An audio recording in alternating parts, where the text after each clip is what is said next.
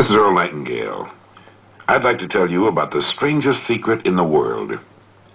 Some years ago, Albert Schweitzer, the great doctor and Nobel Prize winner, was being interviewed in London, and a reporter asked him, "Doctor, what's wrong with men today?" The great doctor was silent for a moment, and then he said, "Men don't think. And it's about this that I want to talk with you. We live today in a golden age. This is an era that man has looked forward to, dreamed of, and worked toward for thousands of years. But since it's here, we pretty well take it for granted. Ours is a land of abundant opportunity for everyone. But you know what happens? Let's take 100 men who all start even at the age of 25. If you asked any one of them if he wanted to be a success, he'd tell you that he did. And you'd notice that he was eager toward life. There was a certain sparkle to his eye, an erectness to his carriage, and life seemed like a pretty interesting adventure to him. But by the time these 100 men reach the age of 65, only 5 will have made the grade. Only 5 are successful. When we say only 5% achieve success, we have to define success, and here's the definition. Success is the progressive realization of a worthy ideal.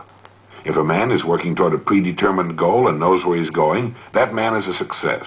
If he's not doing that, he's a failure. Success is the progressive realization of a worthy ideal. Rollo May, the distinguished psychiatrist, wrote a wonderful book called Man's Search for Himself. And in this book he says, the opposite of courage in our society is not cowardice, it's conformity. A survey was made one time that covered a lot of men, working men, and these men were asked, "Why do you work? Why do you get up in the morning?" 19 out of 20 had no idea. They simply said, everyone goes to work in the morning, and that's the reason they do it, because everyone else is doing it. And there you have the trouble today. It's conformity. People acting like everyone else without knowing why, without knowing where they're going. Now, we learn to read by the time we're 7. We learn to make a living by the time we're 25. Usually, by that time, we're not only earning a living, we're supporting a family. And yet, by the time they're 65, the great majority hasn't learned how to become financially independent in the richest land that has ever been known. Why? They conform. They're acting like the wrong percentage group, the 95% who don't succeed. Why do these people conform? Well, let's get back to our definition of success. Who succeeds? The only man who succeeds is the man who is progressively realizing a worthy ideal.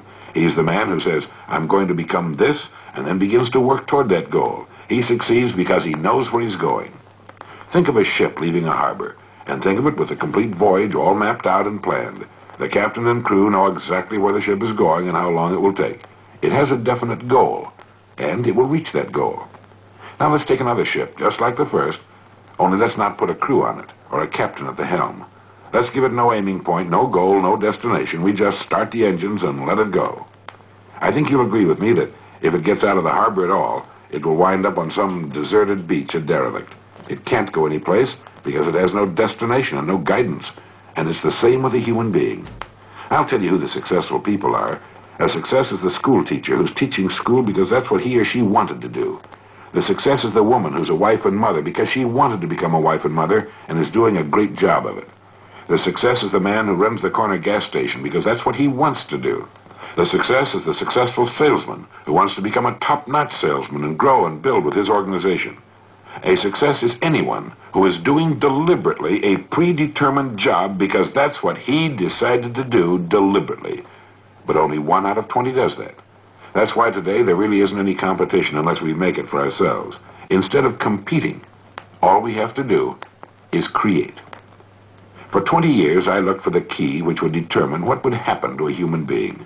Was there a key, I wanted to know, which would make the future a promise that we could foretell to a large extent?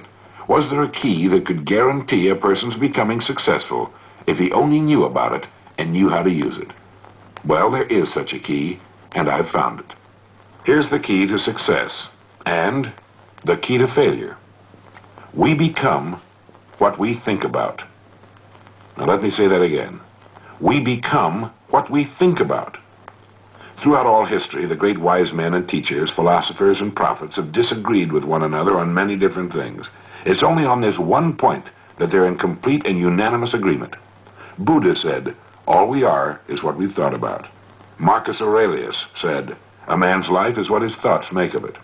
Disraeli said, everything comes if a man will only wait. I've brought myself by long meditation to the conviction that a human being with a settled purpose must accomplish it, and that nothing can resist a will that will stake even existence for its fulfillment. Ralph Waldo Emerson said this: "A man is what he thinks about all day long." William James said, "The greatest discovery of my generation is that human beings can alter their lives by altering their attitudes of mind." And George Bernard Shaw said, "People are always blaming their circumstances for what they are. I don't believe in circumstances. The people who get on in this world are the people who get up and look for the circumstances they want, and if they can't find them, make them." Well, it's pretty apparent, isn't it? We become what we think about. It stands to reason that a person who's thinking about a definite and worthwhile goal is going to reach it, because that's what he's thinking about, and we become what we think about. Conversely, the man who has no goal, who doesn't know where he's going, and whose thoughts must therefore be thoughts of confusion and anxiety and fear and worry, becomes what he thinks about. His life becomes one of frustration, fear, anxiety, and worry. And if he thinks about nothing, he becomes nothing. You see, the human mind is the last great unexplored continent on Earth. It contains riches beyond our wildest dreams. It will return anything we plant in it. Now, you might say, but if that's true, why don't people use their minds more? Why don't they till their fertile mental soil? We have the answer to that, too. Our mind comes as standard equipment at birth. It's free, and things that are given to us for nothing we place little value upon. Things that we pay money for, we value. The paradox is that exactly the reverse is true.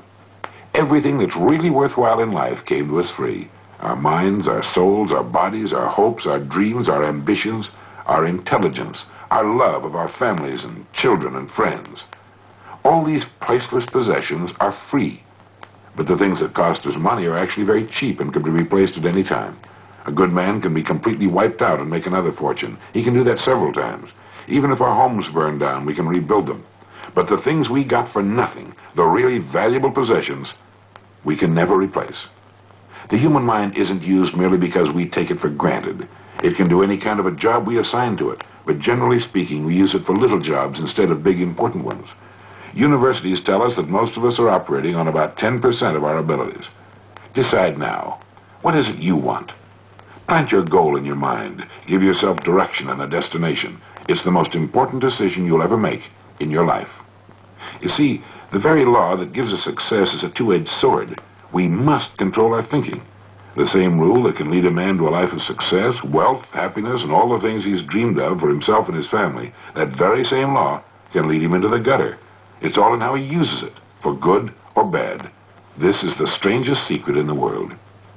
Remember these words from the Sermon on the Mount, and remember them well. Keep them constantly before you. Ask, and it shall be given you. Seek, and ye shall find. Knock, and it shall be opened unto you. For every one that asketh receiveth, and he that seeketh findeth, and to him that knocketh it shall be opened. It's as marvelous and as simple as that. In fact, it's so simple that in our seemingly complicated world, it's difficult for an adult to understand that all he needs is a purpose and faith. Above all, don't worry. Worry brings fear, and fear is crippling. The only thing that can cause you to worry is trying to do it all yourself. Know that all you have to do is hold your goal before you. Everything else will take care of itself. Remember also to keep calm and cheerful. Don't let petty things annoy you and get you off course. Prosperity is founded upon a law of mutual exchange. Any person who contributes to prosperity must prosper in turn himself. Sometimes the return will not come from those you serve, but it must come to you from someplace, for that's the law.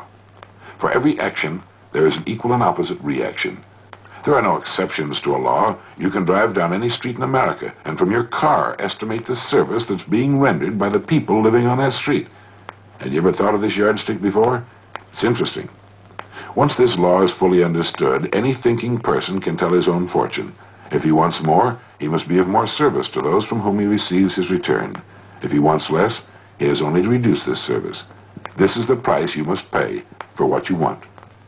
If you believe you can enrich yourself by deluding others, you can end only by deluding yourself. It may take some time, but just as surely as you breathe, you'll get back what you put out. The prisons and the streets where the lonely walk are filled with people who tried to make new laws just for themselves. We may sometimes avoid the laws of men, but there are greater laws that can't be broken.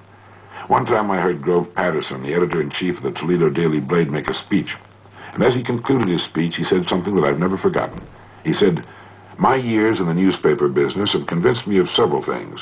Among them, that people are basically good, and that we came from someplace, and we're going someplace. So we should make our time here an exciting adventure. The architect of the universe didn't build a stairway leading nowhere." And the greatest teacher of all, the carpenter from the plains of Galilee, gave us the secret time and time again. As ye believe, so shall it be done unto you.